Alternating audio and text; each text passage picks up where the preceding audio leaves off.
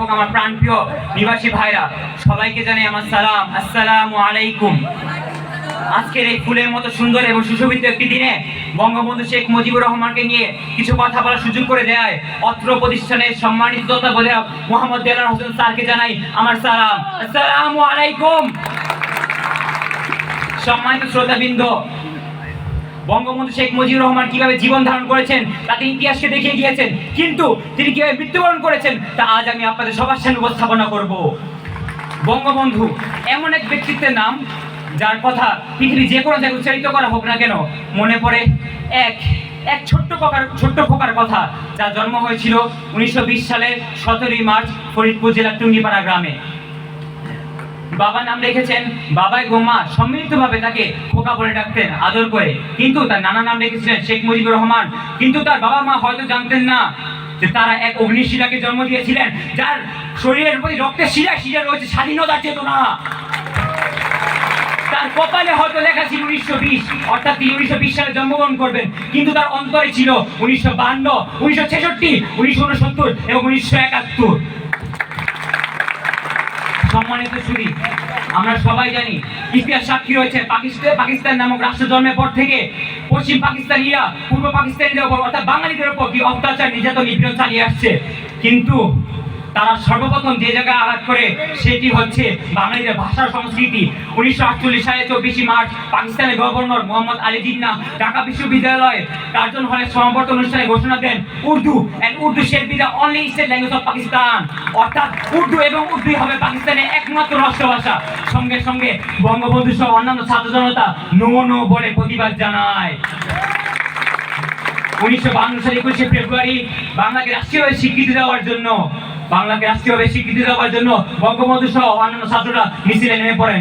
এভাবেই ধারাবাহিকভাবে একের পর এক আন্দোলনের কারণে পাকিস্তানি সরকার বাংলাকে রাষ্ট্রীয় ভাষায় স্বীকৃতি দিতে বাধ্য হন। 1966 সাল বাংলাদেশ ইতিহাসে অনেক স্মরণীয় একটি দিন। বাংলাদেশের অধিকার মজবুত করার জন্য পাকিস্তানের জাতীয় সম্মেলনে বঙ্গবন্ধু শেখ মুজিবুর রহমান বাংলাদেশের 6 দফা দাবি অর্থাৎ বাঙালিদের মুক্তি স্বরূপ নামে সেই 6 দফা দাবি পেশ করেন, কিন্তু পাকিস্তানি সরকার সেই 6 দফা দাবি মেনে না নিয়ে বঙ্গবন্ধুকে প্রধান আসামি করে আরো 35 জন বাঙালি সেনা অফিসারের বিরুদ্ধে আগরতলা মামলা দায়ের করেন। কিন্তু বাঙালি ছাত্ররা তার চুপ করে বসে রবে না। 1979 সালে ঢাকা বিশ্ববিদ্যালয়ের সকল ছাত্ররা বঙ্গবন্ধু শেখ মুজিবুর রহমানকে মুক্ত করার লক্ষ্যে 11 দফা দাবি করেন। 11 দফার অন্যতম একটি দাবি হলো বঙ্গবন্ধু সহ আগরতলা মামলার সকল আসামিদেরকে বিনা শর্তে মুক্তি দিতে হবে।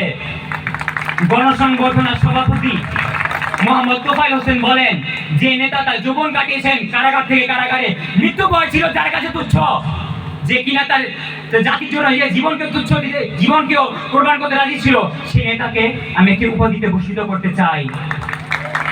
কিছুক্ষণ পর তিনি বলেন, 1000 বছর শ্রেষ্ঠ বাঙালি, 1000 বছর শ্রেষ্ঠ সন্তান শেখ মুজিবুর রহমানকে আমি বঙ্গবন্ধু উপাধিতে ভূষিত করলাম।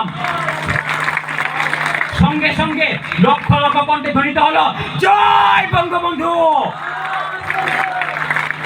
বাংলাদেশের বাঙালিদের উপর যখন অত্যাচার নির্যাতন নিপীড়ন যখন দিন দিন বেড়ে চলছিল, তখন বঙ্গবন্ধু শেখ মুজিবুর রহমান 1971 সালের 7 মার্চে ঢাকা রেসকোর্স ময়দানে একটি ঐতিহাসিক ভাষণ দেন।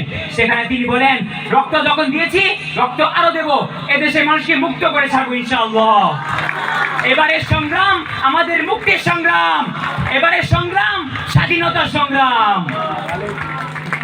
কিন্তু এত কষ্ট করার পরেও হয়তো দীর্ঘ 9 মাস যুদ্ধ করার পর অর্জিত হয় এই রক্ত দিয়ে কেনা আমাদের এই দেশ, কিন্তু আমাদের মহান নেতা বেশি দিন আমাদের মাঝে বেঁচে থাকতে পারেননি। 1975 সালে 15ই আগস্ট রাতে কালো পোশাকধারী কিছু সেনা সদস্য অবৈধ পথে রাষ্ট্র ক্ষমতা দখল করার জন্য শেখ মুজিবুর রহমানকে তার পুরো পরিবার সহ নৃশংসভাবে হত্যা করে। কিন্তু তারা এতটাই বর্বর ও নিষ্ঠুর ছিল যে তারা শেখ মুজিবুর রহমানের কনিষ্ঠ পুত্র শিশু রাসেলকেও তারা ছাড়েনি।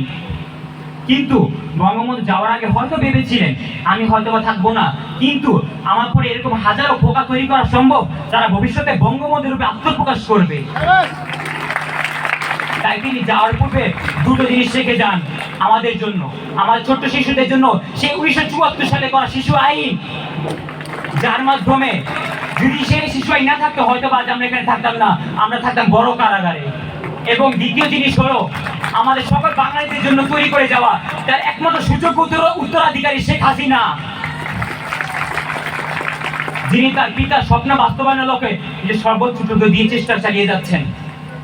তিনি এতটাই সহনশীল, তা বলতে বলতে হয়তো আমার কথা ফুরিয়ে যাবে, কিন্তু কথা শেষ হবে না।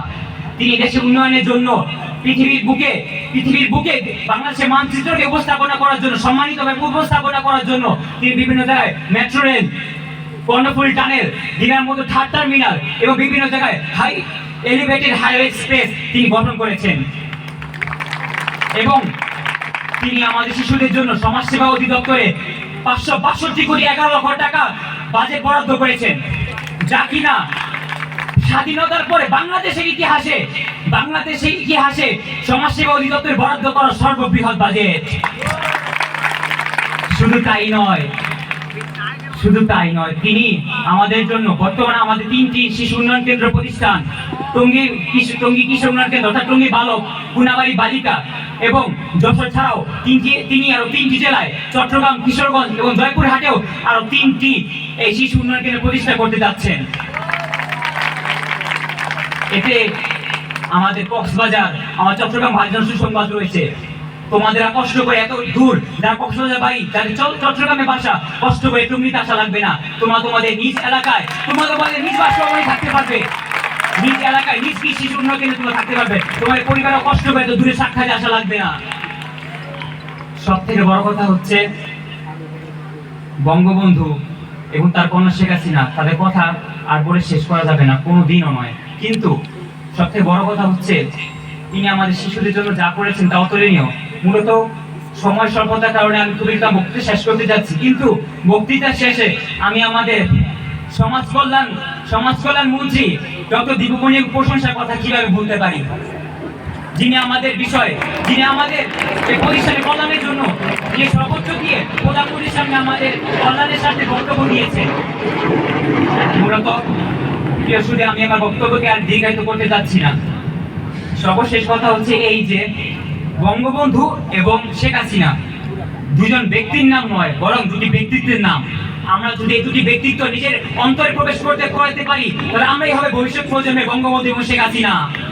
মূলত আমি এই বলে আমার বক্তব্য শেষ করছি যে হয়তোবা বঙ্গবন্ধু আমাদের মাঝে আর নেই এবং কোনোদিন আসবেনও না, কিন্তু তিনি আমাদের মাঝে এমন একজনকে রেখে গিয়েছেন যে কিনা হাজার বঙ্গবন্ধু তৈরি করতে সক্ষম, যার নাম মাননীয় প্রধানমন্ত্রী শেখ হাসিনা,